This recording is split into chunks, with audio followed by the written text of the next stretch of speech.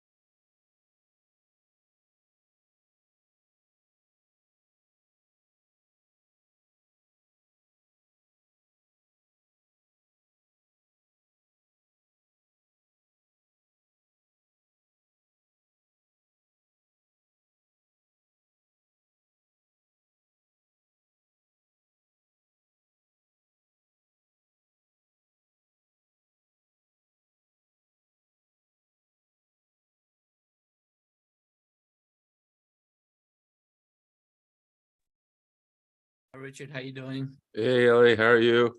I'm good. I'm good. Thank you. Thank you. Good, good. I'm gonna, oops, I didn't want to do that. I put that in the chat. All right, so I'm pre-entering some things in the chat so that when they come in, I'll be able to just hit the button. And I'm gonna try to disable the waiting room, and maybe you won't have to be letting people in all the time if it works. I don't mind. Yeah, I know you don't mind, but it might work better for us if the waiting room, if we can disable the waiting room, we don't have to worry about it. Got you. One less thing to worry about. Yes. And How are you doing? I'm good. I'm good. I apologize in advance that I'm going to leave at 12:30. Okay. And I know we're all way overdue probably for a one-on-one like we had it at the Mexican restaurant. Yeah. I kind of enjoyed that and just kind of bouncing things off each other. I think we both are better for it, you know. Yeah. Yeah. Sounds good. Let's see.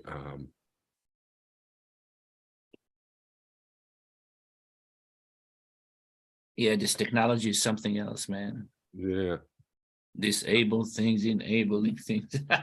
Yeah. So how have you been doing over there? Good, good. Thankfully, there's always something for me to do. I have a friend that works with YWCA in Harbor City, Uh-huh.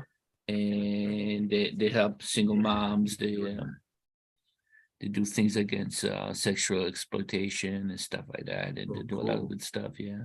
Cool. So there's like a thing today. Oh, there is Denise. Yeah, Denise is coming in here. So Can you guys hear me?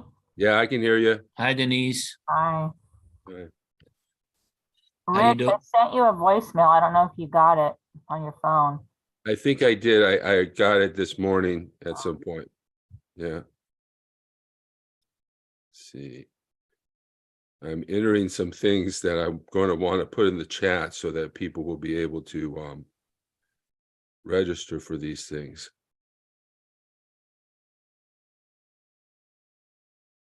We're doing you got the thing about the January 6th event planning committee, right? I've gotten a number of emails regarding January 6th as to whether it was from you. Probably. What's the entity that's sending me that from your? Yeah, Truth and Democracy Coalition. Oh, okay. It might be in your spam folder. I send it on Google Groups. I don't know what happened, but I got like a whole page of that sent to me. I don't know. They're like duplicates. Well, I think I sent one to, yeah, I sent them to in multiple groups. So I sent it to by Mobilize, I sent it to the Google group. And then I sent it to the Whittier Indivisible and another, I think I sent it to a couple of mobilized groups. Yeah, Oh, but okay. that wasn't, what I got was like a whole page of the same thing from, I think it was like Mobilize, and then, and then Yeah. like 2 people signed up or something. So, Well, that would be probably indivisible, but then I got you something also to host. I got that. Okay. so it would have been from the Truth and Democracy, okay. Let me see.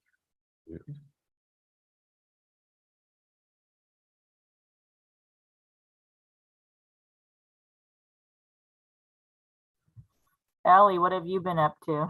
Oh, not much. Same old stuff. I'm more involved with Jewish Voice for Peace and this other group called If Not Now. So that's been really and I've been going on Sundays. Well, Sundays that I can anyways to this pro-democracy event in Westwood. And there's when 1/3 of the crowd, we're for democracy, no democracy with the occupation type thing. And then yeah, it's keeping us busy because we're working on a curriculum to teach, go to like Jewish synagogues and talk to them about apartheid, how about it's one system from the river to the sea. And yeah, so that's been taking the bulk of my free time actually.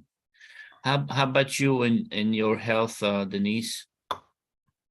I'm hanging in there. I have like another 6 weeks of chemo to go, and I'm so sick of it. I can't wait. Oh, I bet. Yeah. It's not.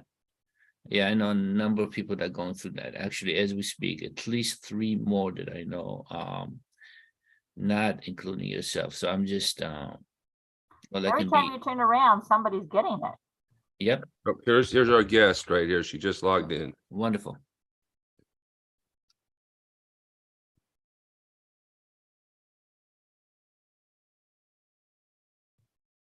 Hello, Dr. Neiman. Hi, can you hear me? I can hear you. Yep. Oh, it's still light out there. Hear you. There. Okay, very good. Now I can hear you too. Okay, Excellent. great. So is it still light outside out there?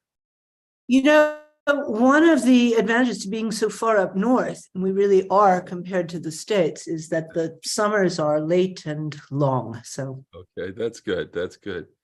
So yeah, it's that's good. I'm glad it's not dark, keeping you up late at night. no, this is 9 o'clock is fine. Okay, good. Do you have any questions? Or can I clarify some things? Only a small question. I have been getting emails, people saying they are joining this meeting. Who all is going to be here? I've been getting a lot. Who's your Yeah. audience? So I made you a host of the Mobilize page. So they probably send you emails every time Yeah. somebody registers. That's So right. we have, I think about 100 people registered. So how many show up? We've got quite a few already. How many show up? We don't know. But Sure, we've of course. got 15 people in the waiting room right now, plus us. This is some of my team members, Ellie and Denise, Hi. Dr. And Neiman. so what do you, can you characterize the people I'm going to be speaking to? I mean, it doesn't matter. I speak to all kinds of people. So- Anybody who listen basically, but Yeah, well, I think most of them are going to be left of center, if not Democrats, because the Mobilize page is the Democratic National Committee. Some will be, I think some will be sharp. I had a friend who's a professor who's signed up to come, but I don't see him in the waiting room yet. And listen, then not all professors are so sharp. Right. I don't prefer to talk to professors. I'm just a little curious as to who the people are. But mostly activist type of guy people. I'm trying to reach out to the middle, so we could have a few conservatives, maybe one, and then some might seem a little. We have one guy who is high functioning autism, so some might seem disabled to some extent, but for the most part, it's mostly liberal, left of center people. Aren't we supposed to say differently abled? Yeah, I guess we're supposed to say differently able. No, I actually resent that phrase because I have friends who became disabled, Yeah, with horrible diseases, and the idea that somehow, that's not supposed to be acknowledged, yeah. does bother me. Yeah. That was slightly ironic. But Well, no, I'm totally happy to talk to anybody. I'm just turning off my mail so that it doesn't ping in the background. So And do I'm, people ask questions? yes, well, we're gonna have a discussion, and afterwards, with the time remaining, I'll open it up for people to ask questions. Yeah, I actually Okay, do that's good. social security disability law, so that's what I do for my living, so I deal with the disabled all the time. Yeah, So- and I wonder if people who are genuinely disabled feel better because someone calls them differently abled. Yeah, I don't know. I probably doubt not. yeah. So let me see. I want So how long is the entire discussion now? an hour and a half I have it scheduled for. So an hour discussion between us and then half an hour for questions? Probably something like that. Yeah. That's Let good. me go ahead and make sure that we're recording this. We are live at YouTube. Here it is.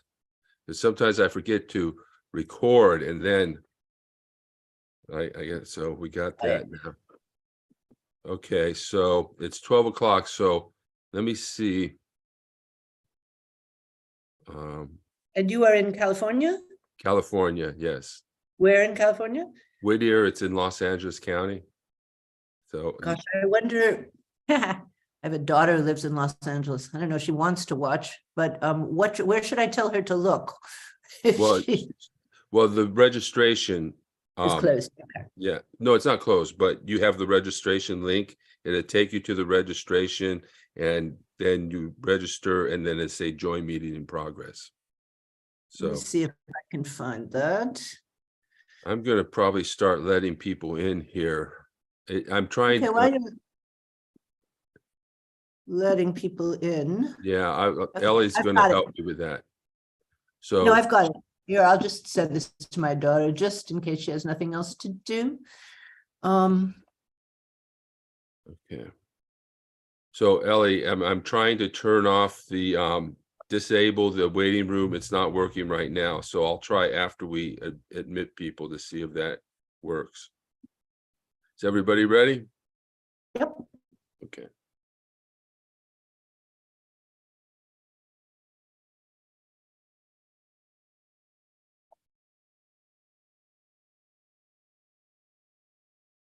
Yeah, it's probably not going to let me disable the waiting room. Doesn't look like it will. So you'll probably have to keep letting people in.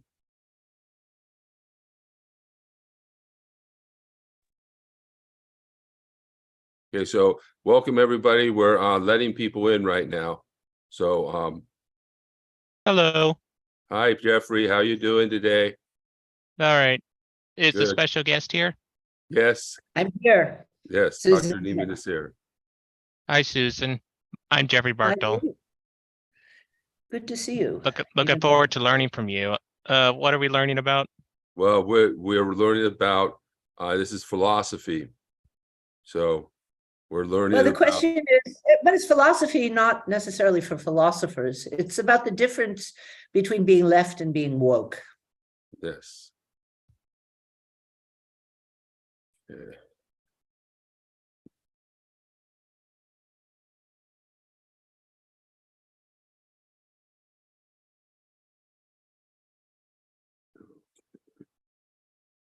Okay.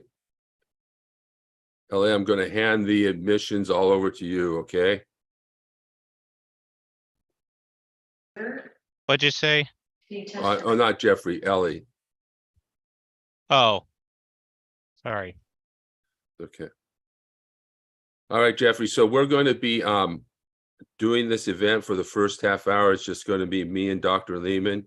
And then afterwards, we're going to have questions. And that would be your turn to raise your hand and to speak. But if you could mute yourself during our presentation with Dr. Neiman, our discussion with Dr. Neiman, that would be helpful, okay?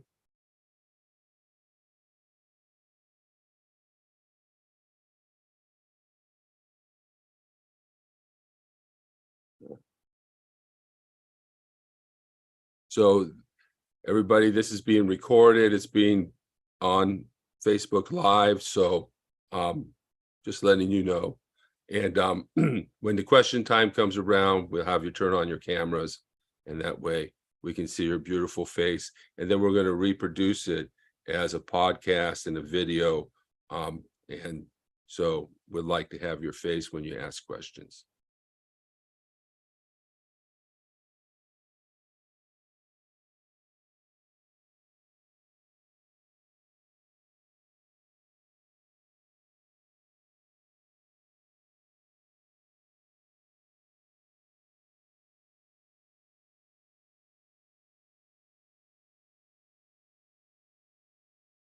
Okay, how's it? Think we're ready, Ellie? All right.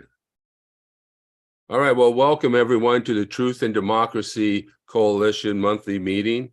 My name's Rich Procida. I'm the founder of the Truth and Democracy Coalition and the host of the Truth and Democracy podcast. Today, we have Dr. Susan Neiman with us, who will talk about the difference about being woke versus being left. But first, before we start, I want to tell you a little about the Truth and Democracy Coalition and about our upcoming events. So the Truth and Democracy Coalition was formed to build a pro-democracy movement in America. We educate the public about disinformation, teach people to be critical of the propaganda they consume, and provide critical analysis of current events and social issues. We produce media and educational materials, hold seminars and meetings, work with other organizations, and organize events and activity geared toward building a pro-democracy movement in America.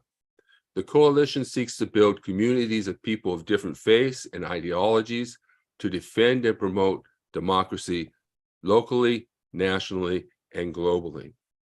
Now, on June 11th at 2 p.m., Rich Procida, that's me, an early pro-feminist activist, the author of Social Issues in Global Perspective Pornography, and the leader of the Truth and Democracy Coalition, will lead a discussion about what's wrong with men. A survivor of severe sexual abuse, he will tell his story, address the problems facing men today, and talk about what needs to happen to move men back from the brink and back to sanity. So to register for that, go to tinyurl.com/wrongwithmen. And I'm going to put these in the chat for you as well. Then on June 4th, let me go to June 11th. Okay, yeah, June 4th, 2023, we will start our monthly Red Pill Men's Group.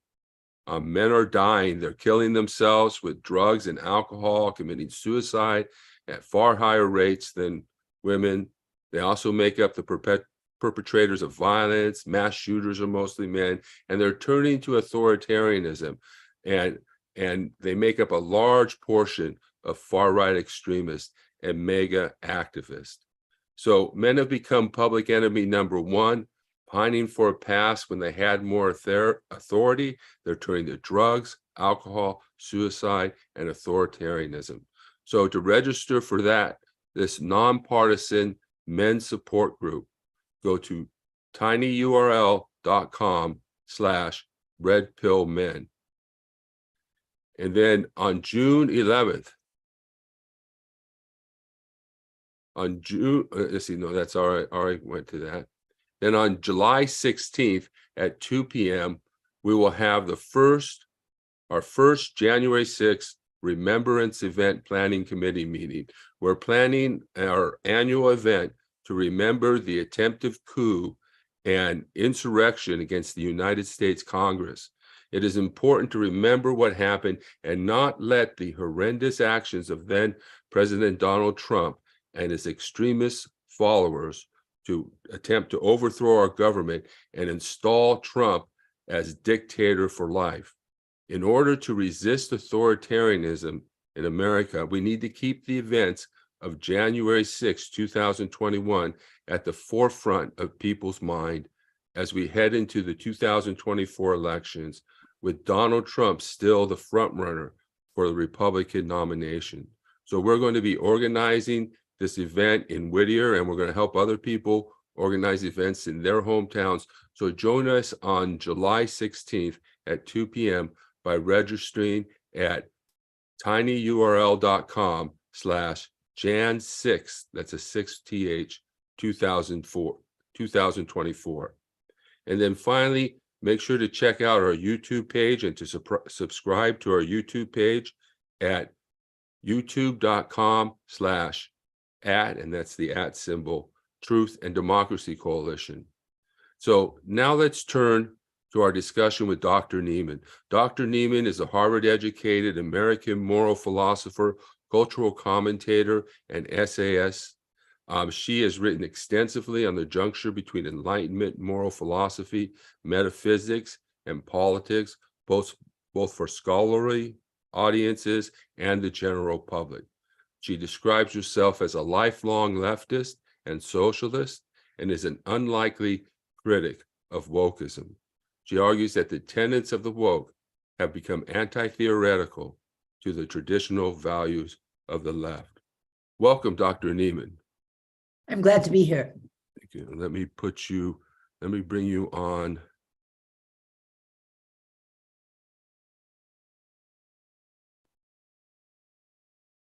Okay. There you are. Okay. But I would at least like to be able to see somebody because I hate just talking at myself. Thank you, Rich. Okay, Yeah. good. So if you Staring at yourself and talking is weird. yeah, so I'll be here, yes. And then if you want to view there's maybe a gallery. I can see them up. Yeah, I can see them up on top. That's great. Okay, great. All right. So so your book, Left is Not Woke, is really a wonderful little book. I really enjoyed reading it. It really makes clear the conservative underpinnings of woke ideology. So can you tell us about yourself and what motivated you to write this book? Sure. Let me give the shortest possible version. I grew up in Atlanta, Georgia, in the middle of the civil rights movement, in which my mother was intensely involved, not without some, risk. We got calls from the Klan that my parents didn't tell me about, but they said, we know where your children go to school, and we've got an eye on them and things like that. Something that I'm proud of and something that very clearly shaped my own views of the world. First of all, they shaped my commitment to universalism. Because we were told, we were a Jewish family. My parents were originally Yankees, so we were not particularly at home in the South of the 60s. But we were told that this is just what Jews do. We are told in the Bible, and we read it every year at Passover, you were slaves in the land of Egypt, and our place is to stand with people who were slaves in the land of Georgia. Okay, and that's repeated 12 times in the Bible, not with a reference to Georgia, but you were strangers, you were slaves. It's your place to stand with people who are marginalized and oppressed. And, you never realize until you get older what your most important influences were, but that was certainly mine. I got caught up in the 60s. I wound up at Harvard studying philosophy under the direction of John Rawls, the great theorist of justice. I then went to Berlin for what was supposed to be a short stay. And here and there, I've spent more of my adult life in Berlin than anywhere else. I also was a philosophy professor at Yale and at Tel Aviv. But since the year 2000, I've been running an interdisciplinary public think tank called the Einstein Forum, because we're also caretakers of the only house that was ever built specifically for Einstein. And so with that background, I have always almost taken it for granted that I stand on the left. There's a nice German expression, the left is the side that the heart is on, okay, which is true. And like many of my friends, I was increasingly disturbed starting a couple of years ago about the tendency to talk about something called the woke left or the radical left or the far left, where many friends of mine were having conversations with me, with themselves, saying, gosh, if this is the left, I think I'm not left anymore. And my impulse was, then after a while to say, no, you're left. You've been fighting for social justice all your life. They're not left. And so I wrote this book to try and figure out really what the difference is between the two, because I was not willing to say there's this binary opposition, either you're woke or you're reactionary, but to say, look, actually, while I think the confusion arises because people who are woke activists are generally fired by woke emotions, by left-wing emotions. That is concern for people who've been marginalized and indignation for people who've been oppressed and the desire to right historical wrongs. But in fact, without their really being aware of it, they have been influenced by philosophies and theories and assumptions that are actually reactionary. They're not even conservative. They're really quite reactionary. In fact, some of them were even Nazis. Now, this does not mean that every woke activist is spending their time reading Michel Foucault or Carl Schmitt. Mostly they're not, unless they're academics, okay? But these are philosophers and theorists who have gotten into the general cultural stream because it's what journalists read when they were in college. It's, what they pass on to their readers. There's an example that I use quite early in the book let me make this clear. I did not want to write a book that was just a litany of woke excesses and cancel culture. The only time the word cancel culture occurs in the book is in the first sentence where I say, this is not a book about cancel culture. That's very easy to do. And we can all do that late at night over a beer, or, there are other books and certainly many newspaper articles going on about that. I wanted to get understand the ideas behind that. And the ideas have trickled downstream into mainstream culture. I use an example early in the book, a quote from the New York Times shortly after President Biden was elected, in which it said something like, well, despite Vice President Kamala Harris's Indian roots, the Biden administration may prove less forgiving to Modi's Hindu nationalism. I wish actually that were true. It hasn't been true.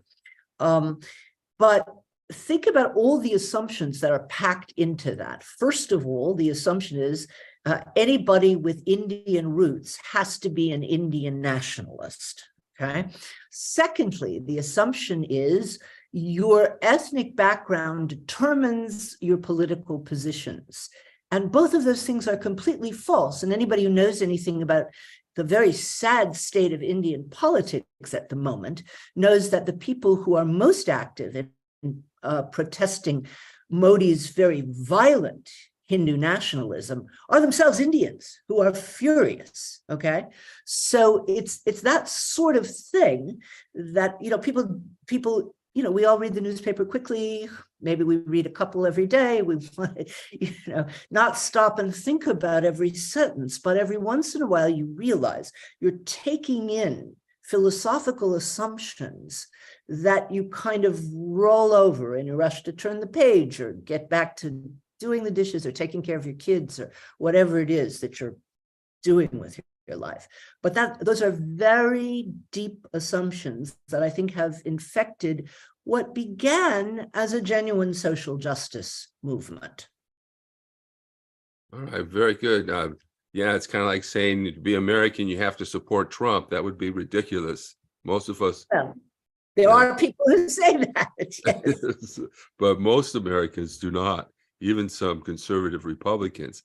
Now, I've sort of viewed the woke agenda as anti-liberal. And in your book, you speak about socialism as if it were an extension of liberalism, like take the universalism of liberalism with its focus on individual, human, and civil rights, then add social and economic rights and a strong social safety net, and voila, you have socialism. But I've always associated socialism with Marxism, class warfare, terms like the proletariat, the bourgeoisie, class consciousness, and state control over the economy. And what you describe as socialism is something that I kind of see as social democracy, which is not strictly socialism. Instead, it's a fully functioning liberal democracy that actually represents the will of the people. So in other words, the people want public benefits, so they elect people who enact social policies that benefit the masses rather than the wealthy elite. In my view, liberalism is under attack by leftist Marxists and right-wing authoritarians. I often say the right wants to own the libs and the left wants to disown them. And even the term neoliberal seems to me to refer to what used to be called libertarian, but in politics, it's sort of as propaganda, it's used by Marxist propaganda as a political label to attack and erase classical liberalism, which I feel I'm a classical liberal, and to erase it from the public discourse. So in other words, the only thing that exists is this neo or new liberalism, and classical liberalism, with its focus on the Constitution, civil and human rights, is actually nihilism dressed up to support oppressive systems. So hence we have the attack on the Constitution as a product of slaveholders, the assault on the Western world as an oppressive capitalist domination system, the denigration of human and civil rights as false and hypocritical schemes that are insufficient to overthrow oppressive systems and designed primarily to provide moral cover for exploitative colonial neoliberal practices, and the attack on universalism as merely capitalist or neoliberal rhetoric that separates and divides us by emphasizing individual rights over class, race, and gender identity. And in your book, you say that neoliberalism is liberalism without the humanism. Now, is liberalism really the foundation of socialism? And how does Marxism and critiques of capitalism, neoliberalism, and systemic injustice fit into or out of your understanding of socialism, universalism, and what you call deep solidarity? Well, you just asked a whole host of questions, and so I hope you'll give me a little time to answer them, because your remarks contain a lot of assumptions that aren't necessarily correct. You say you've always associated the word socialism with, class war, et cetera, et cetera, et cetera. I can call myself a social democrat. I'm a member of the major committee of the Social Democratic Party in Germany. I use the term socialist a bit to provoke people, but also to try to remind them, particularly in the United States, that there was once a great socialist tradition in this country, and it was a perfectly legitimate thing to be until the Cold War. I'm not sure if people know Albert Einstein was a proud socialist. He wrote a little, very short essay, you can get it off the web, called Why Socialism? Helen Keller was a socialist. Paul Robeson, who you may not have heard of because he was really wiped out, he was at a certain point called by W.B. Du Bois the most famous American in the world, and if you count the whole world, he certainly was. But Paul Robeson is one of my heroes, and anybody who doesn't know about him should, there's a good documentary on the web and a lot of things. So he was a socialist who wrote a song called Ballad for Americans that was played in 1940 at both the Republican and the Communist Party conventions. And that was all legal. It was a hymn to America, to American ideals, and to the promise. And as he ended saying the task that still remains. So we had a socialist movement in the United States. And, I could call myself a social democrat and people would be less nervous about it. But, and I'm certainly not anti-democratic, but I prefer to try to remind people that we had a very different history in this country. And that, while everybody is now talking about, historical reckoning, they're actually not talking about political reckoning. We are remembering the racism, and that's mostly a step forward, but we are not remembering the political oppression that, first of all, the political movements that got us the few labor rights that we have and take for granted, Social Security, et cetera, but we're also not remembering the repression. So that's one thing. The second thing is you keep using the word benefits and social safety nets. And that's what liberals do. And let me just say, I am completely happy to make as big a tent as I possibly can, certainly with anybody who holds liberal values. The difference between liberals and socialists, for me, is whether you consider things like labor rights, education, housing, healthcare, genuine sick leave, vacations, all of those things, whether you consider them to be benefits or safety nets, or whether you consider them to be rights. And in 1948, the UN basically ratified a Declaration of Human Rights after an awful lot of controversy between the different countries that were involved. The Soviet Union didn't want to include a right to travel. The United States didn't want to include a right to health. There's a different conception of rights here. But they did manage, under Eleanor Roosevelt's aegis, she was the chair of this committee, to establish a Declaration of Human Rights that nobody has yet fully fulfilled. But to be a leftist and a socialist is to think that those goals are something that are achievable and that ought to happen, okay? Socialist. So I wager, wait, let me step back a second. I am happy to make as big a tent as I possibly can, or to join as big a tent as I possibly can, because there was another word that you didn't use. You described, and I'm glad you're commemorating January 6th. You described with the word authoritarianism, the attempt to violently overthrow a government and become dictator for life. In my book, that's fascism. Okay. And fascism is rising all over the world. I wish it weren't. Unfortunately, the United States is still,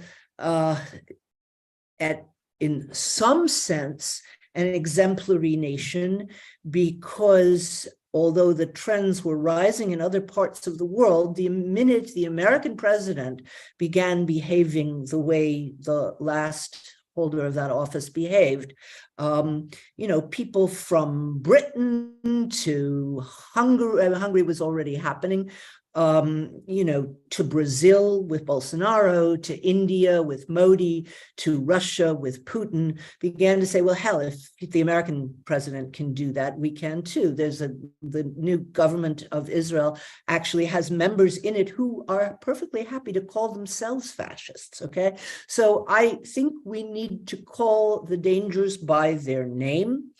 We have a threat of fascism, and it's international. And if all of us, on this left liberal side of things, don't, pool our forces, we're going to be faced with what Germany was faced with in 1933. That is, the Nazis got into power by democratic elections, but they didn't have a majority. The reason they got into power is that the two left-wing parties, large left-wing parties, the Social Democrats and the Communists, were so at war with each other that they couldn't band together and form a majority. And we really don't want that to happen again.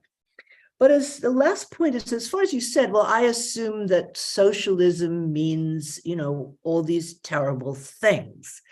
Once again, before Stalin, and even in some places after Stalin, I mean, in the former Yugoslavia, and in some places you had a, non-Stalinist country, there were varieties of socialism. There were all kinds of things, different positions on offer.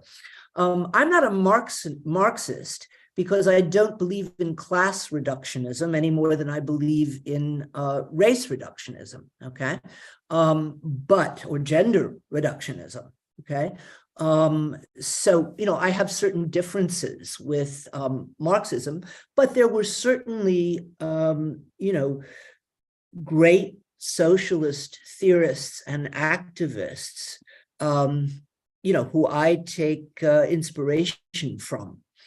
So you were talking about propaganda before, and I think as a Russian friend of mine once said when I was talking to him about the sort of assumptions about American history in the Cold War, he said, gee, I guess the difference between the United States and the former Soviet Union is that people in the former Soviet Union knew they were hearing propaganda. And I said, that's right. Americans don't. They're getting a very one-sided view of the world. And I've got to say, I was very grateful. Gosh, it's now a long time ago, almost 40 years, but I really had to go abroad and immerse myself in a different culture and a different set of assumptions and political frameworks to realize that it's quite partial, we're given a very partial view of the world. Of course, if people like Ron DeSantis have their way, it'll be even more partial. But okay, yeah. So one of the things that kind of really upset me early on in the anti-racist movement was this teaching that white people, especially white men, because they supposedly didn't have lived experience of oppression, something I don't find to be universally true, given that all people can be victims of abuse, had nothing to contribute to the movement, that they should just step down or step back from leadership roles, remain silent, go into a room and contemplate their implicit bias and their people's history of oppression. I ended up writing an article entitled something like, "White Progressive Men Step Up, Not Back." And I felt that this was ridiculous, given that we actually need more progressive and liberal leaders, and that when we're in a movement, that's what we're doing. We're training leaders. We need more people standing up and speaking out against extremism, not fewer people. And I also felt that it would be a waste of my time and my life, and it certainly wasn't my plan to remain silent in the face of injustice. It actually seemed more like a power grab to me. The woke or Black African Americans, Black people, they wanted to take all the speaking opportunities. They wanted to be center stage, and they wanted to make every issue about race. And I heard this, "It's all about race," was the refrain that was bandied about. And so how does this tribalism and the idea that only a people of color should be allowed to speak and become leaders undermine unity and contradict basic universal principles that undergird liberal and progressive movements? I think we have to be very careful here, okay? Because all people of color by no means feel that way. I know you weren't saying that, but what you were saying could suggest that. And actually, the most virulent proponents of woke I know happen to be white. The ones who, think of Robin DiAngelo, but I also know many people, mostly middle to upper middle class white people, and not just in the United States. It's something that is happening at least all over the Western world, who are the most insistent on the fact that, the sorts of things that you're saying. I totally agree with you that we need more, not less solidarity. And as I said in the very beginning, this is what I was taught as a child. Not. I mean, there were plenty of people in Atlanta, Georgia, who were Jewish, and there had been a famous lynching that's now in a play in Broadway. Of a Jewish man that everybody in the Atlanta Jewish community remembered. And there was certainly a lot of discrimination. And of course, there were people who said, it's not our fight, let's stay out of it. But I was taught the exact opposite. It is our fight. And, that's something we need to stand together with. And of course, that was certainly the view of people like Robeson or Einstein. They were good friends, by the way. They were both founded a committee to combat lynching, among other things. Okay. So that's the tradition that I hold. On the other hand, okay, let's acknowledge that even for those of us who have thought of ourselves as, progressive, there have not been enough Black voices. Until very recently, there weren't enough female voices. Believe me, I come from the most the profession that has the fewest women in it. There are more women in physics and astronomy than there are in philosophy. So, looking for voices that have gone unheard because they belong to people who didn't traditionally have power is a good thing to do. Okay, it's an absolutely good thing to do. And there, I think we're moving forward. All right. But the kind of, only women should be allowed to, speak on certain questions, or only Black people should be able to talk about racism. That seems to me to be a terrible mistake. I was disturbed, if people forget that Black Lives Matter was actually the largest universalist social movement in American history. There were some 25 million people on the streets. And let's not forget, this was in the middle of a pandemic for which there was no vaccine at the time. And more than half of those people were not people of color. That is, there were white people risking this deadly virus to protest the, ungodly murder of George Floyd. There was a moment, and of course, the right immediately said, no, this is identity politics, all lives matter. Of course, in a banal sense, that's true. But in fact, more Black people get killed by cops than non-Black people. Okay, so that was a sleight of hand that shouldn't have been allowed. But I got disturbed when some leaders of Black Lives Matter said, well, we can have white allies. Mm-hmm. And I want to say, wait, I'm not an ally. An ally is somebody who, whose interests coincide with yours for a while, all right? But they also might not. And then you might split. The United States and Soviet Union were allies during World War II. But as soon as the Nazis were defeated and the Cold War began, they suddenly weren't. So I'm not an ally. I supported Black Lives Matter as a matter of principle, not as a matter of interest. And I mean, this is also one reason why I'm not a classical Marxist. I think people are moved by ideals and moved by questions of justice. And I think appealing to them rather than questions of interest or power is the way to go.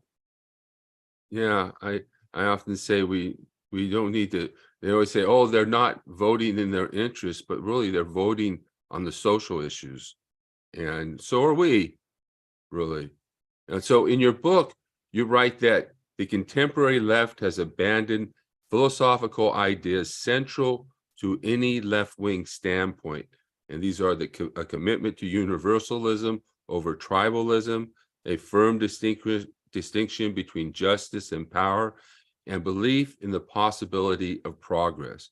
You add that many of the theoretical assumptions of wokeism actually come from the far right thinkers. And you write that these conservative thinkers rejected the idea of universal humanity and the distinction between power and justice, and held deep skepticism toward any idea of progress. And what makes them interesting to progressive thinkers today is their shared hostility toward liberalism and their commitment to unmasking liberal hypocrisies. You conclude that the woke themselves have been colonized by a row of ideologies that properly belong to the right, that they have inhaled an ideology completely at odds with their own moral claims. So can you tell us about the reactionary and right-wing ideologies and philosophies or philosophers that have influenced woke thinking? Sure. But let's go back and be clear about what those essential principles are, which I think are essential to both liberals and leftists, okay? Universalism rather than tribalism. Conservatives historically always believe that the only people you can genuinely, truly connect with are people from your own tribe, and therefore they're the only people you actually have obligations to, okay? And that is exactly the opposite of what a liberal left principle was from the beginning of the Enlightenment. The idea was, we can connect with the whole world. Maybe not exactly in the same way that we connect with people we grew up with or who grew up in, similar families as we, but that's the principle. We are connected to freedom fighters in South Africa. We are connected to striking miners in Wales. We are connected to anybody who is standing up for justice, okay? And that's a problem with the whole notion of cultural appropriation, but I won't go into that yet. So second principle, justice is not the same thing as power. Now, often they come together, okay? Or injustice also comes together with the absence of power. But the principal distinction that the principled idea that there should be one rule of law and one set of rights that applies to everybody, whether they were, Christian or Muslim or Jewish, whether they were princes or paupers. That was a new idea, okay? In the late 17th, but mostly in the 18th century, okay? And often, and this is particularly clear in the work of two philosophers who have had a big influence on post-colonial thinking, in particular, and woke thinking, do not think that there is a genuine distinction between power and justice. Now, they point to lots of historical examples where people made claims about justice that were really power grabs. We've forgotten an awful lot about how awful the Iraq War was, because what happened later got worse, and as far as the White House was concerned. But that was a moment in which you had people claiming they were going to war to establish democracy in Iraq, when really what they wanted was regional influence, access to oil, and distraction from what at the time was the worst presidency in the history of the United States, okay? And pointing to that and saying, look, you see, they talk all these fine words about democracy and freedom from tyranny, but actually that's not what was motivating them. That's true. And there are a lot of historical examples of that being true. And it's a complaint, by the way, that goes all the way back to 5th century Athens. Okay, you can point, anybody can point to those examples. But being left and liberal means trying as hard as you can to make a distinction between questions of justice and questions of power. And the third thing that I think the woke have abandoned, although they didn't mean to, because of course there's a way in which, of course, they consider themselves to be acting or demanding progress.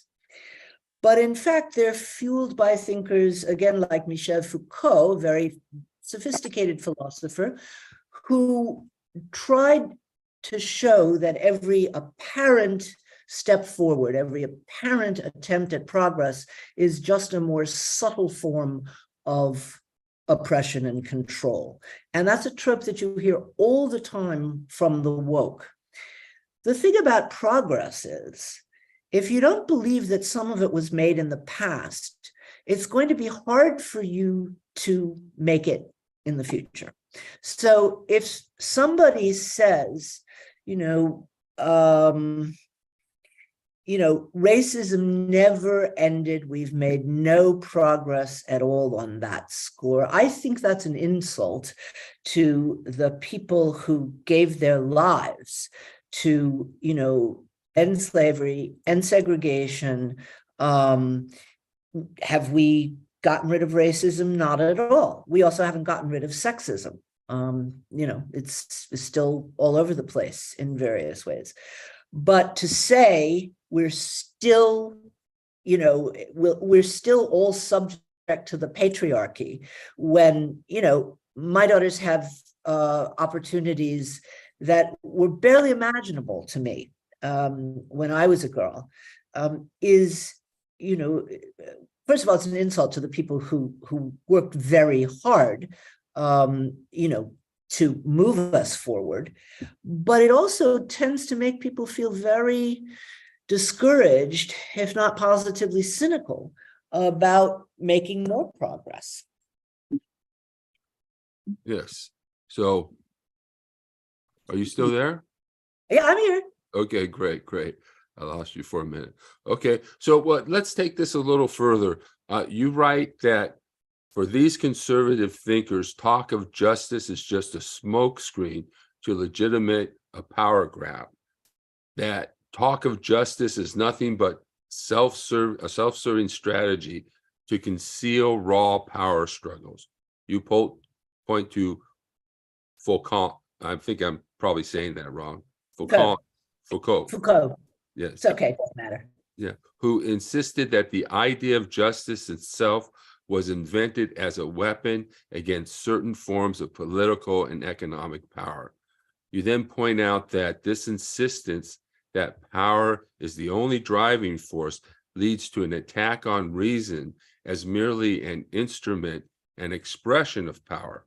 You say that without universalism, there is no argument against racism, merely a bunch of tribes jockeying for power, that without a commitment to justice, we cannot strive for progress. You add that most woke activists reject universalism and stand by discourses of power. Now, if this is true, that anti-racist and woke activists reject universalism and accept conservative narratives of power, am I not right to view anti-racism as wokeness as mere power grabs? If this is what anti-racist and woke activists believe, wouldn't I be right to conclude that anti-racism and wokeism is not about justice, not about progress, but merely about power? And if so, shouldn't I, as a liberal progressive, resist them as threats to social justice and progress? Look, we have to get clear about, who the they is. And I think we have to be really careful here. It's quite interesting. The word woke was not used at all in the 2016 election. We all know it's going to be the main word in the 2024 election. I actually believe that the woke movement, which began really out of a deep commitment to social justice. So I don't view the woke as my enemies. I really don't. In fact, I'm pretty sure that all three of my children consider themselves woke, and we disagree about certain things. They're my kids, so they're not my enemies. Okay, and plenty of other people I know. I again view most of the woke as people with good intentions who don't realize that they're actually being influenced by assumptions that come from very bad theories. Okay. You know, what was I going to say? I actually think I've been doing a little thought experiment for myself for a while, and just the last couple of weeks, thinking, we remember, you know, those of us, you know, who are old enough to remember these things, we certainly remember the sense of excitement and joy that President Obama's election brought. We remember thinking, I mean, I'm assuming I'm speaking to a progressive audience, that, you know, maybe he should have paid a bit more attention, as he put it, to Main Street than to Wall Street during the financial crisis. We remember Occupy Wall Street, which also felt like, and by the way, that turned into a global movement, that people began talking about global inequality, global economic equality was a good thing. So let's do a thought experiment. Let's imagine, because it was actually possible, that President Obama's term had been followed by Bernie Sanders.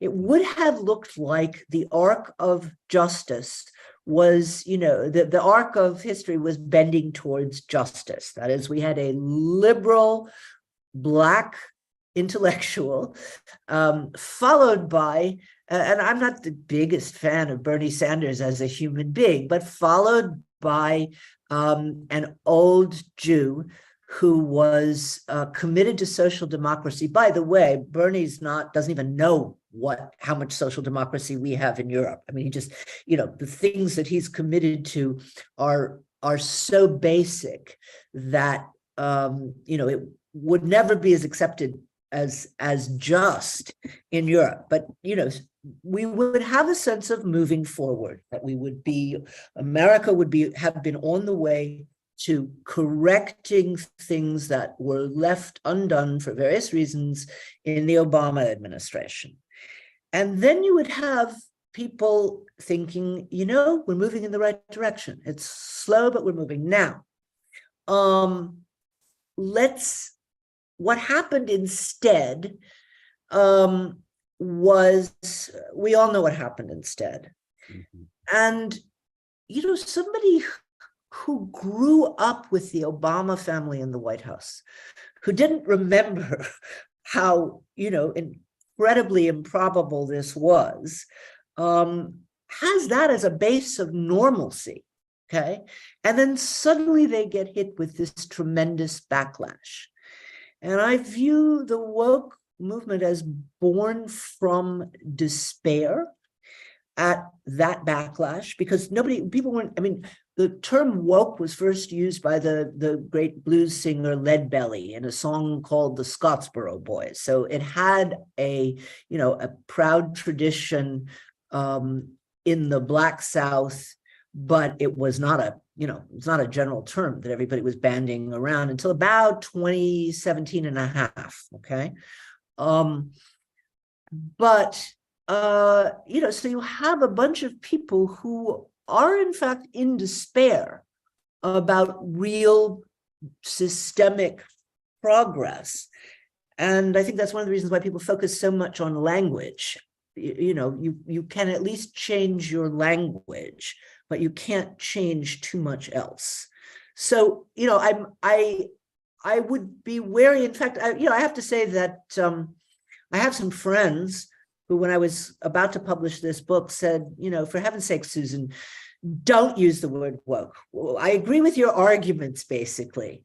But, if you use the word woke, you're only going to be playing into the hands of Ron DeSantis and Rishi Sunak and, real right-wing people who are using the term to, roll back any kinds of progress that we have made in terms of racial justice, in terms of, justice for women, justice for gay people, and I thought about it for a while.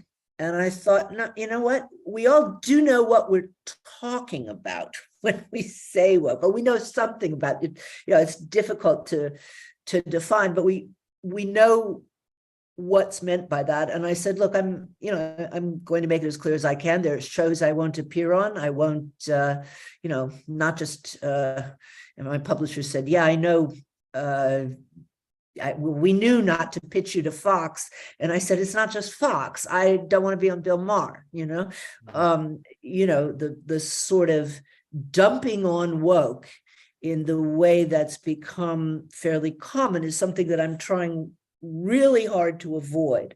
I think that most of the time their intentions are on the right side. Their hearts are on the right side. Their heads are not. And since I'm a philosopher, I'm trying to straighten out the mistakes that get made in people's heads. So I hope I'm not dumping on woke here with this next question.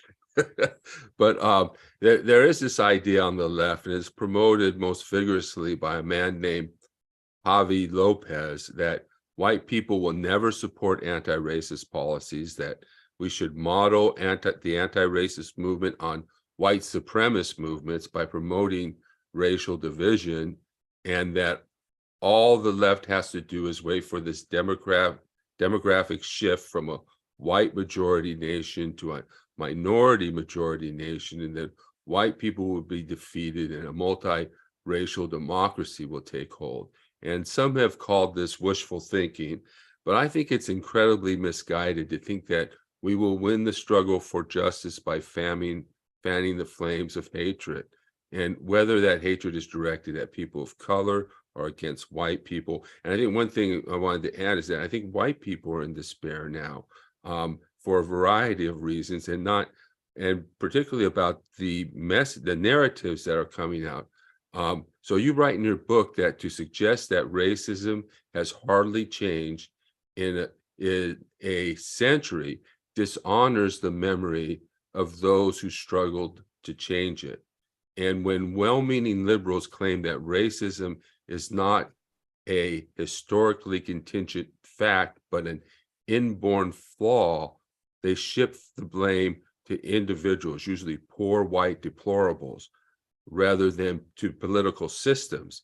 And if this is true, shouldn't we be concerned about this anti-white narrative? It isn't anti-racism and wokeism actually anti-white, anti-American, anti-male, anti-Western world, and anti-liberal? Once again, I'm just a bit uncomfortable with the direction that you're trying to lead me into. First of all, happily enough, I don't know. You say Harvey Lopez? Javi Lopez. Javi Lopez. Okay, and I read around an awful lot on this subject, so I've never heard of him. So he's not that famous. Somebody I know, whose work I have read, for example, is the Afro-pessimist, and that the person who used the word coined the word Afro-pessimism, Frank Wilderson, and various of his followers, which has a very similar view that anti-Black racism is the oldest, deepest form of hatred, and it will never be eradicated. I come from a people who sometimes say exactly the same thing, right? Anti-Semitism is the oldest form of prejudice.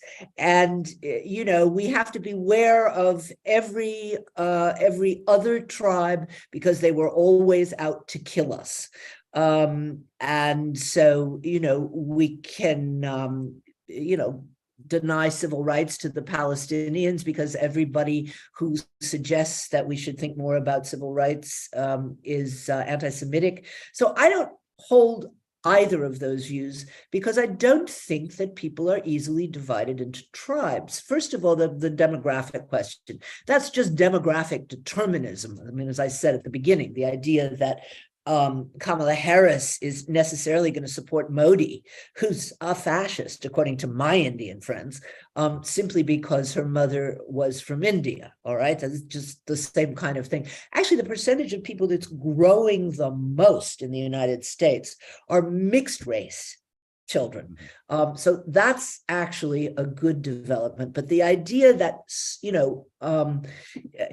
white people will never really, fight anti-Black racism. I mean, tell it to John Brown, tell it to Andrew Goodman and Mickey Schwerner, and quite a number of, heroic white people who gave their lives for the fight against racism. Yeah. It's a historically silly claim, and I have to say it was a claim that was unfortunately mirrored in the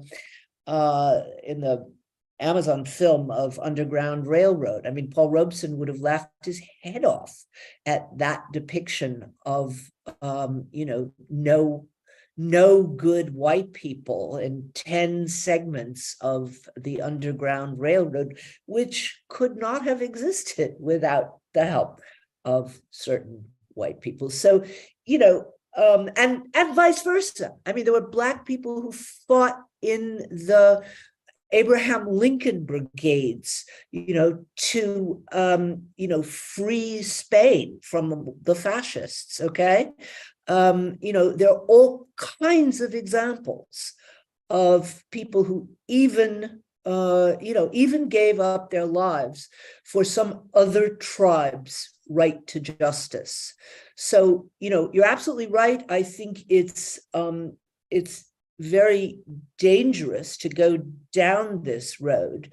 It's also just historically false. I mean, the other thing that's really interesting to think about is, we have now come to the conclusion that race is a social construct and it has no real basis in biology. Germany right now wants to take the word race out of the Constitution. There's an argument about that. Germany's quite woke at the moment, and it wants to take the word, we don't discriminate against race, creed, et cetera, but they think they're going to stop racism by taking the word out. But okay, it's a little silly. But we know that it's constructed. We know that it changes. In the 19th century, neither Jews nor Italians nor Irish people were considered to be white. I mean, you can find signs still on the internet. No dogs, no obscene word for a person of color, no Irish, no Jews. Okay. So our conceptions of race are constructed, they change. I don't know what we're going to, how we're going to look at it 50 years from now. I won't be around 50 years from now. I sure hope they're doing a better job than we are now. Yeah. One of the points that I do make in my book is that we all have lots of identities that are terribly important to us and important at different stages of our lives, and to reduce all of our identities to two, and indeed, race and gender, and indeed to the two over which we have the least agency, is an impoverished view of human being. Thank you so much for your comments, and those are some of the concerns that I've been having, and some of the difficulties I've been having. But what I want to do is I want to open it up to questions now. So if It looks like people have been chatting furiously. yes, that's one thing. We just unlimited chat. There's a free speech chat rule here. So just raise your hand. I probably won't be able to read all of the chat. So just raise there's in the reactions menu, there is a raise hand feature. So if you want to ask a question or make a comment, please do that. And that way I can get you up. And so let's start with my friend Denise. So go ahead, Denise. Hi, I was just wondering what the actual definition of woke is and how it came about in the past and currently, because I wasn't familiar with it before. Before tonight? No, before recently, because you hear about it now politically, but I wasn't aware of it before the last year or so. So look, as I said, woke started out as originally, the first use of it was as a warning about the Scottsboro boys, right? 9 teenagers in Alabama, 9 Black teenagers in Alabama who were falsely accused of rape and would have been executed had it not been for a very broad campaign, by the way, in the United States by the socialists, and then an international campaign. And Leadbelly's song was Stay Woke, meaning pay attention to injustice, pay attention to discrimination. There's absolutely nothing wrong with that. No one has agreed on an absolute definition of woke, but I define it by saying it begins with a concern for oppression and injustice, but it winds up reducing everyone to their oppression. Okay, it's called intersectionality in the jargon. It begins with a concern for also injustice, but winds up confusing justice and power.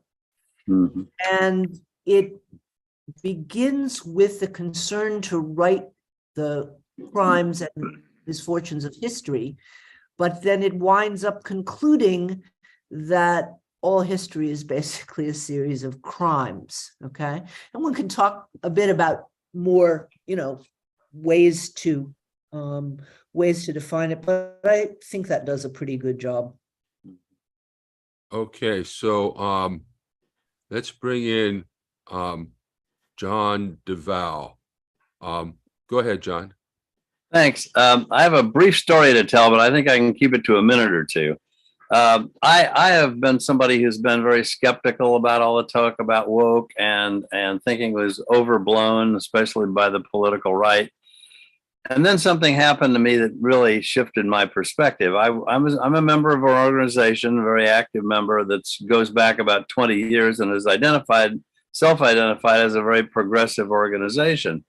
And recently we were dominated by older white males and females, and we wanted to bring in a more diverse base.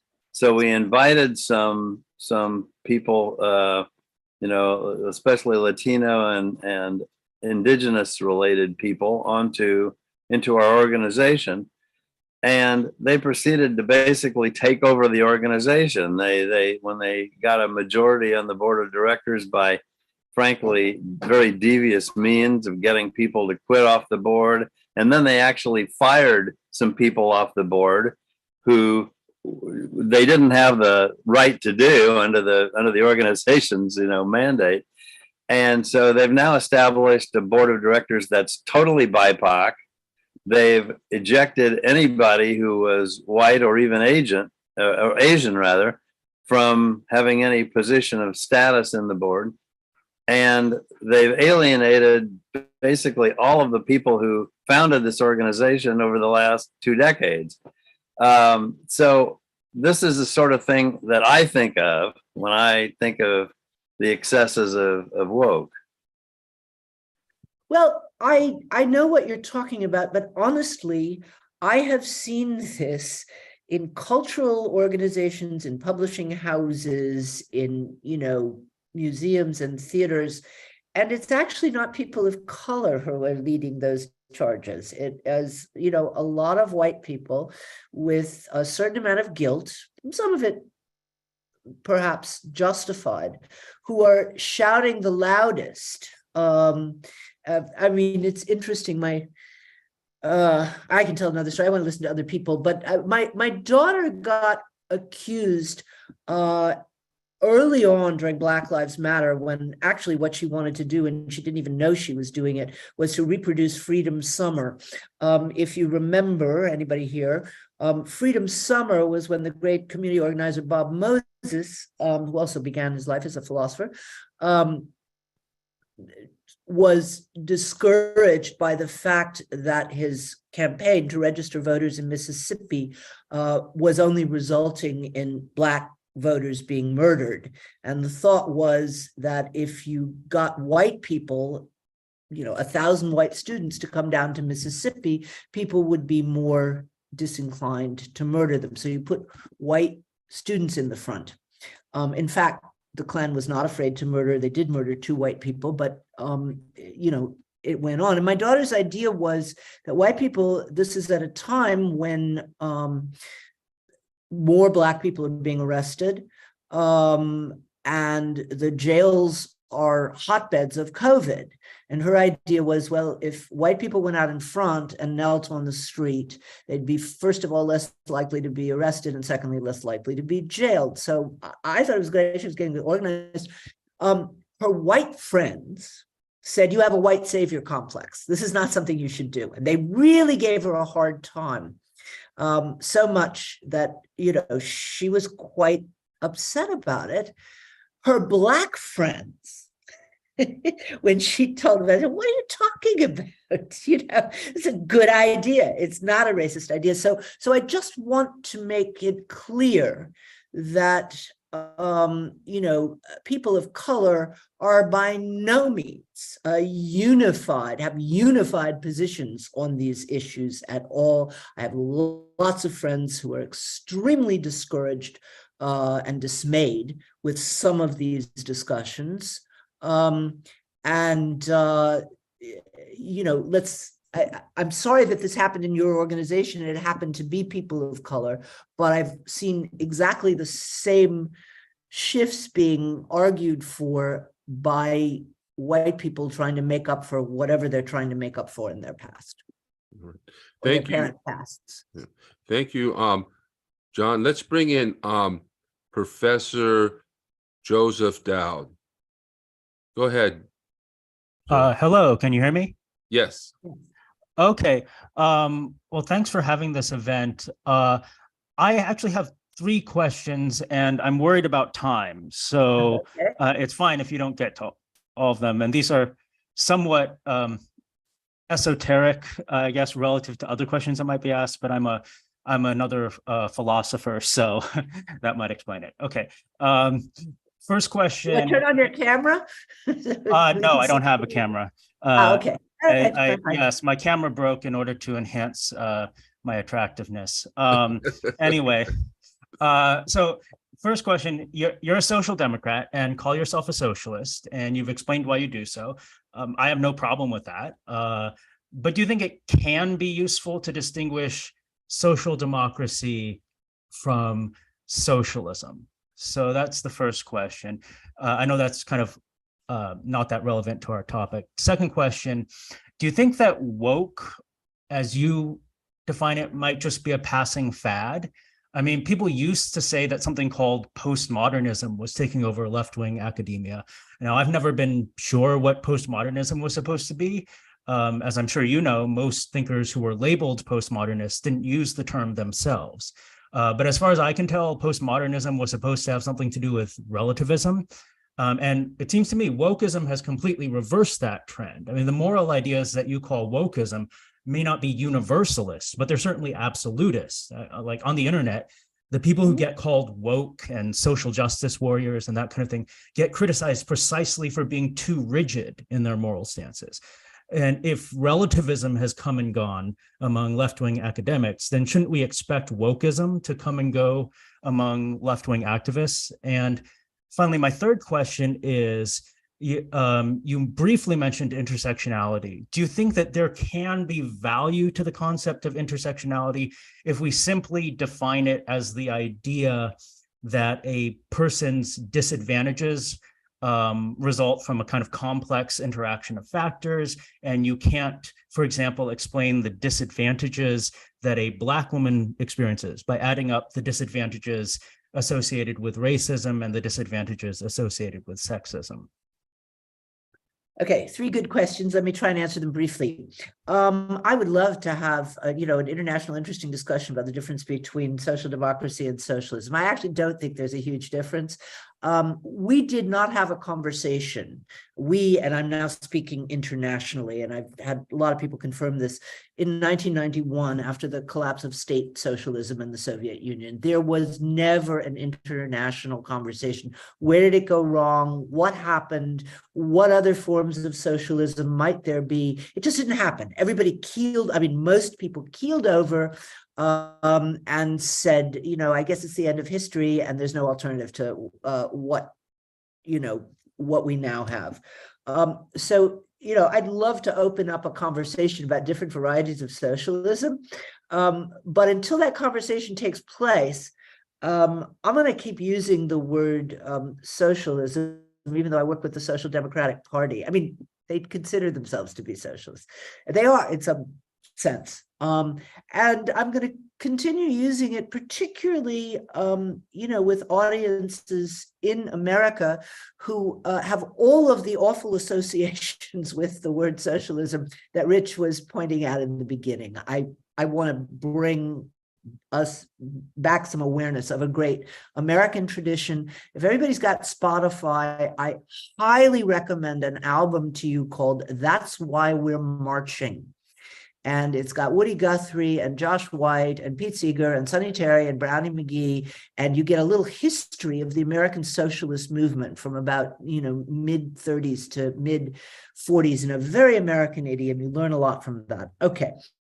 Did postmodernism come and go? Oh, no. Postmodernism morphed into postcolonialism and woke. So you're absolutely right. There's a distinction between, you know, the woke are certainly very absolutist and they're absolutely sure of themselves, but that does not mean that they're not relativists, because as I show in the book, and this is, you know, more than I have time to go into, it's a set of theories. I mean, Michel Foucault, of course, he wouldn't do anything so vulgar as to actually say I'm a postmodernist, but it's completely postmodern, the most read theorist in postcolonial theory, and very much so. So they have not come and gone, and you know, I do think it's a problematic trend, especially because I see it happening so much in Europe. You know, it started in American universities, but it's creeping all over the world. Intersectionality. There's a simple truth, yes, that there's something different about the intersection, say, of racism and sexism. Okay, no, I mean, that's a simple truth that I wouldn't disagree with. What bothers me is the way that talk of intersectionality often reduces people to their oppression. I would like an intersectionality that talks about the ways in which all of us have many more than one identity.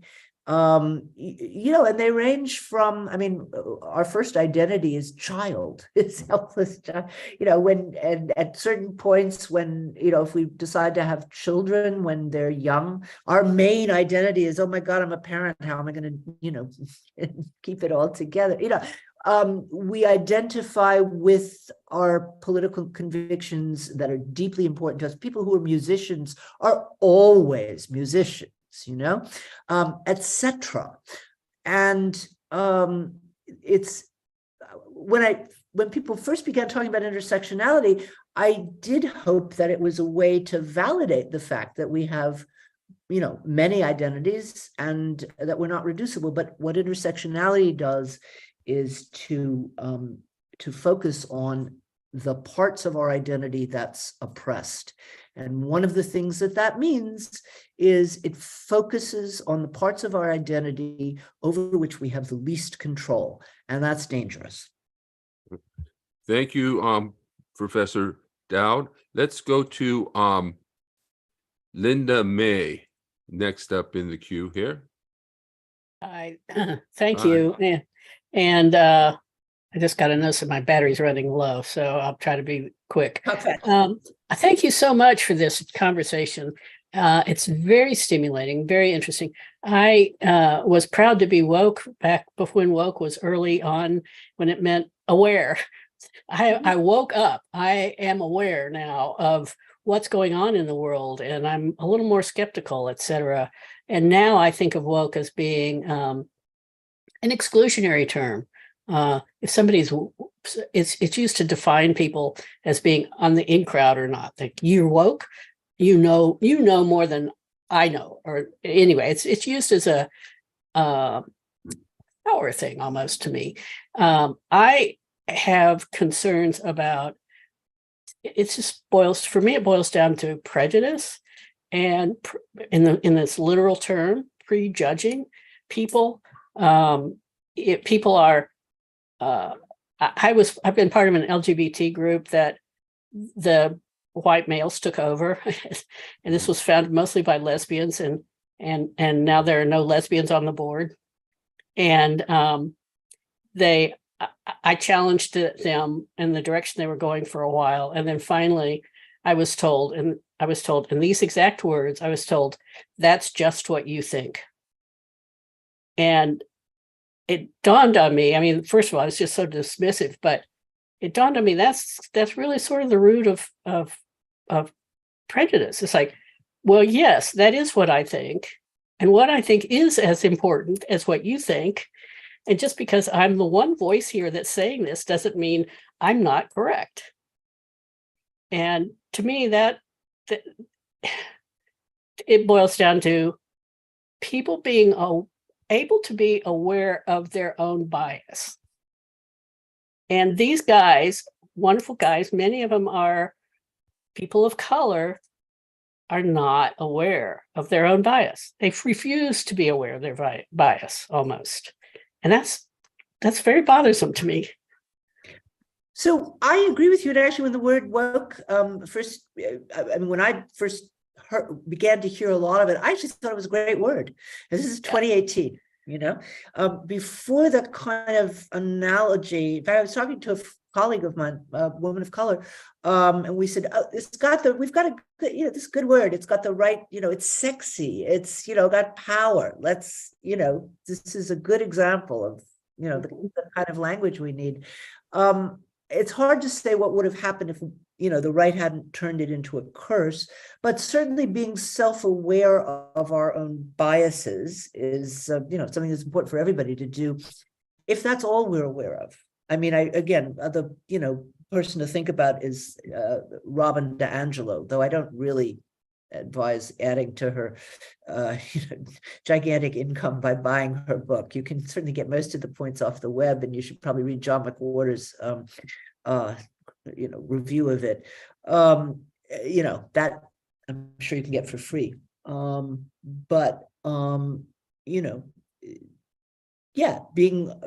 Being woke, being aware is a good thing, but let's stretch our awareness a little bit and get away from some of the ideologies that right now in many circles seem unquestionable. Thank you, Linda May. Let's see here. Let's go ahead and go up next to Tanya Price. All right. What about me? I'll get to you. You're next. Jeffrey. Alrighty. You're muted. You're muted if you'd like to unmute. There you go. You can put your camera back on. No, you're muted again.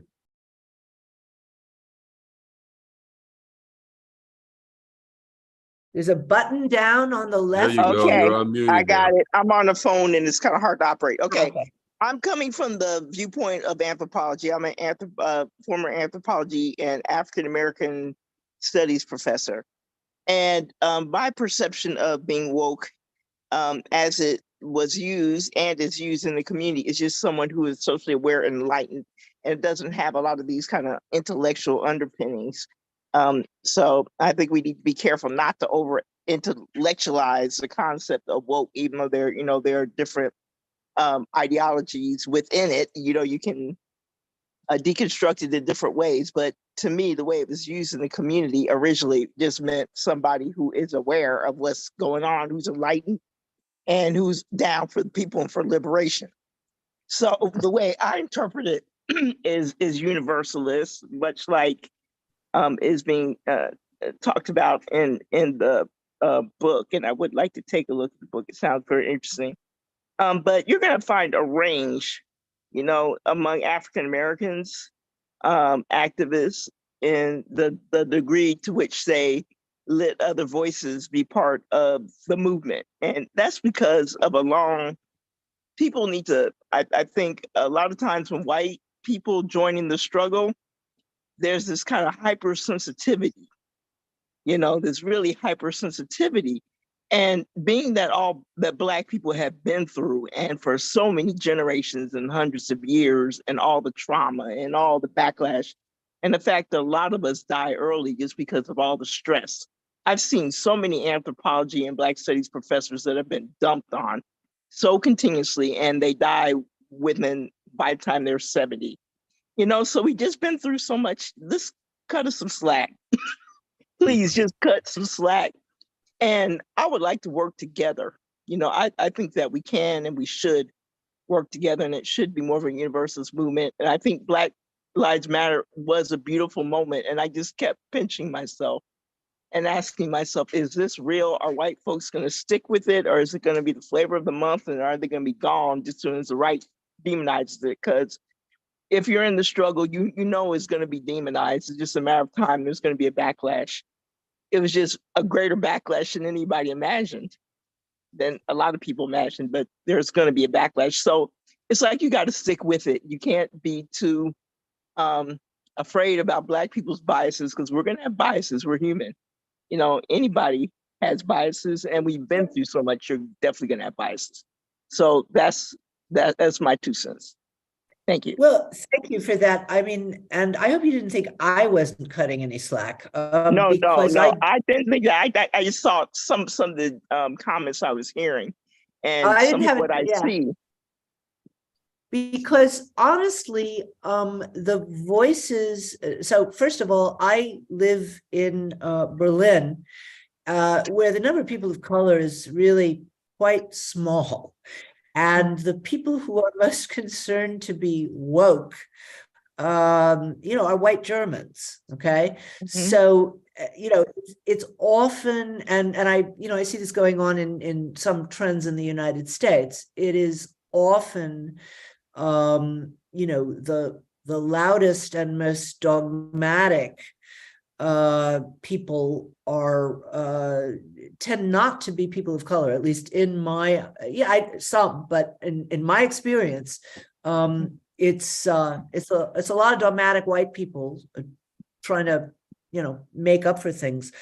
So I mean, I agree with you that woke started out as a fine term, but I have seen it become something. And I think all of us have seen it, most of us seen it become something dogmatic, absolutist, authoritarian. I mean, the thing about when you said don't intellectualize too much, I know what you mean. And I've had a few people say, what, do you think, you know, Black Lives Matter activists are spending all their time reading Foucault and Schmitt? No, I don't think that at all. Although the people in the universities are, and if they go to college, they will have gotten some of it. I mean, this goes back to the postmodernist question. That's what they will have learned, okay? You know, I mean, there are books that used to be taken as classics that are just not being read anymore because somebody decided that they were racist when they're not. So, you know, these are all assumptions that people are not really aware that they've, you know, been swimming around in. And I'm just trying to bring that out. And, you know, instead of, you know, getting involved in these sort of culture wars, to say, let's look at the ideas that you don't even know you're subscribing to, except they're in the newspaper or you hear them on television or on some podcast. They're really influencing this movement. So that's all I meant. Okay. Thank you, Thank you. Tanya, so much for your contribution. Jeffrey, you're up. You're up. Go ahead. I know you mentioned about the rise of fascism, but is the way to stop it is to remind the people of the crimes of what fascism did. It's done. I know I got a lot more questions, but I think that's probably the most important.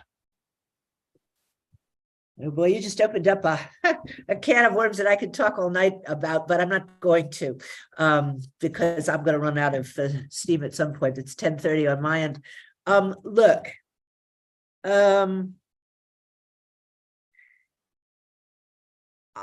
I don't think that the way most Holocaust education has proceeded is doing us much good at all. Okay. It's way too specific. It often does not connect anti-Semitism with other forms of racism. In fact, it's often very much, opposed to making that, to making those connections. And at a certain point, we all get desensitized to mass graves. We just do, you know. We don't have the initial shock that people, did in 1945. All right, we cannot feel that anymore. We can't unthink the fact that it was done. I did. I felt it. I felt that shock when I watched the movie Jude. Well, I haven't even watched the movie Jude. In fact, I don't even know about it, but I'll put it down on my list of things to look up here. Like I said, I've lived in Berlin for going on 40 years. Believe me, I've seen a lot of movies and been to a lot of, I know a whole lot about the Nazis. And what I know is that the most effective people who are working in, historical reckoning are those who do not only point to suffering, but who make people think about how it came to be, all right? Because that's what we need right now. We need to think about what's going on in the rest of the world, that people are moving towards these intensely nationalist, verging on fascist positions, okay? So, and that's a short answer to a good and long question. All right.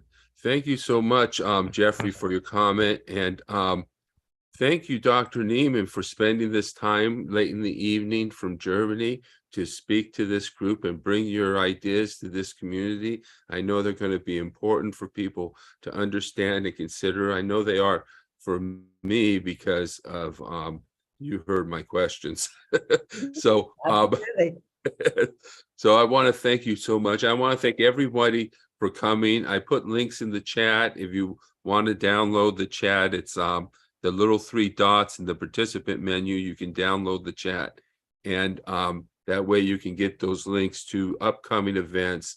So I look forward to seeing all of you in the future. And thank you, everybody, and especially thank you, Dr. Niemann. I really appreciate it. Well, thank you all for being here, and I hope you, continue to think about this stuff further. All right. We certainly will. Thank you. Bye, everybody. Thank you, Bye. Dr. Niemann. You're welcome. Very welcome. Thank you all for coming.